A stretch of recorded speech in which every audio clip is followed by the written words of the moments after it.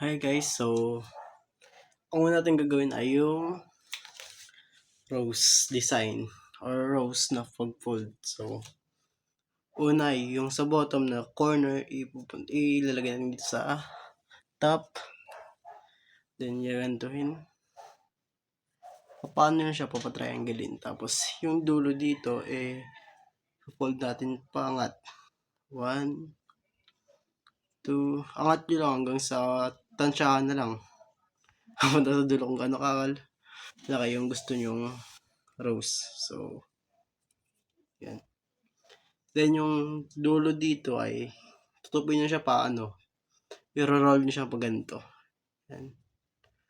Para makabuo ng flower. Roll lang ng roll. Yan. Ganito lang. Then, pagdating dito sa dulo kailangan nyo lang siyang i-lock. I-lock nyo siya dito sa taas. Yan. May pocket siya dito. Dito. Ito. I-lock nyo siyang ganito. Yun. Tapos, buklatin nyo lang yung dalawa dito sa taas. Yan. Siya magsisilbing dahon ng rose nyo. Yun. Eto siya guys. Rose. First one. So, yung pangalawa is yung candle fold. Wait lang, tanggal na siya. Parang ganun lang din siya. Mas madali po yung candle. Tsaka, ganito. So, first is, ganun pa rin. Iangat nyo yung bottom papunta sa top. Tsaka, tupi-tupi lang din. Yun. Ganito. Then, baliktarin nyo. Yan. Pagkabaliktad, tsaka nyo siya i-roll. I-roll nyo hanggang dulo.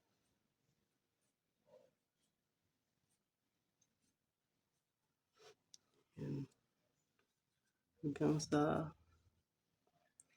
Then, pagpunta dito sa pinakadulo na, ilalaki nyo lang siya ng ganito. Ganito. Then, ayun. Candle fold. Yeah. Yun pala. Tsaka yung pangatlo is yung tinatawag na crown. Crown fold. Wait lang. So, ganito nga yun. Tapos, yan. Una ay tupin nyo ulit papunta dito. Sa taas. Top to down. Tapos yung dalawang corner dito, pupunta nyo dito sa yan. Sa taas. So, fold yung ganun. Para gumawa ng maliit na parang diamond shape siya. Ganito.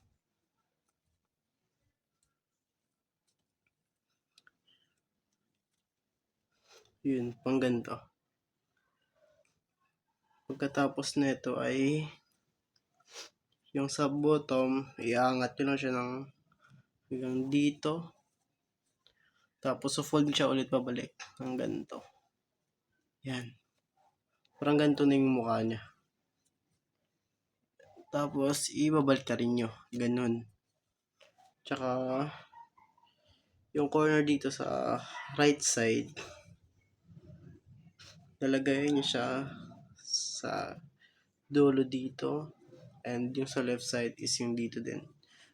Tapos, ilalak nyo lang siya ng ganito. Yan. Then, last is, yun. Yung dito, parang, ano niya dito is, gantuin mo lang. Yan. Meron ka ng crown. Crown. Yan. Mas maano mo siya pag nilapit. Mas ma-appreciate mo yung ganda niya pag nilapitan. Parang ganito siya. Yan. So, thank you for viewing.